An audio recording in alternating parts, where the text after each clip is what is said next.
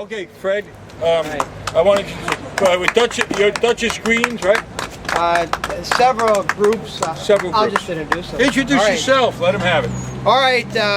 I'm here also reading my speech since I wrote it last night. I can't give it up. So we've heard some wonderful extemporaneous speakers, but I'm going to read my speech.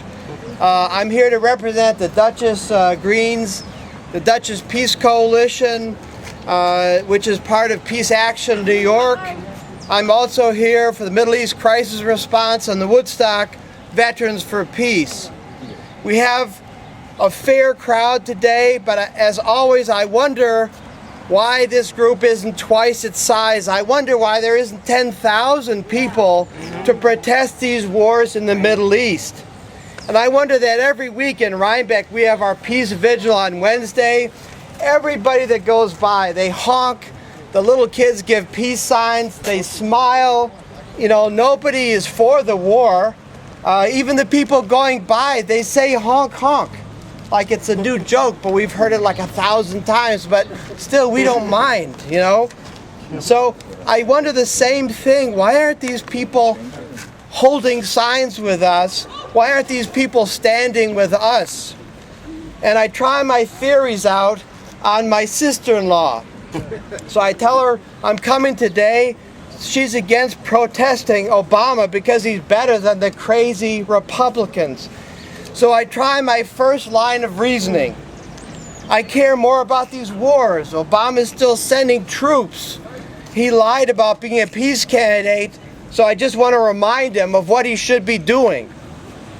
So I know that this is going to work, and it does work. But I know from experience that I would have a harder time going to that second level of reasoning. Both parties support the empire. They're run by the same dominant corporations. Obama does what the weapons industry wants, what oil, insurance, pharmaceutical wants. The rest is a soap opera. That's what, she doesn't get. She doesn't want to listen to this, of course, and I don't blame her, really, because it means our democracy is nothing but a sham. And it means that she should be spending this afternoon at West Point instead of enjoying herself someplace else. And it's a difficult step between being a liberal and being an activist. The majority of Americans now have doubts about Obama's wars, but that doesn't mean they've come to doubt the system. Arthur Miller wrote, "Few of us can surrender our belief that society must make sense.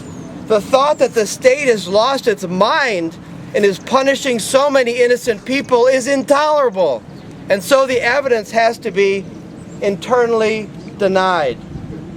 So we see our job is pointing out to our fellow citizens that our country is not a benign country with good intentions, that our democracy does not work for democracy in the world or even for democracy here, that our government runs a terrorist organization for profit, a terrorist organization that's located up the street from here, that our government has killed millions in its quest for power and profit, that our government keeps developing terrible new weapons that are always used on civilians, that our government, like the heart of every corporation, like the heart of any machine, is stripped of its humanity, of its legitimacy.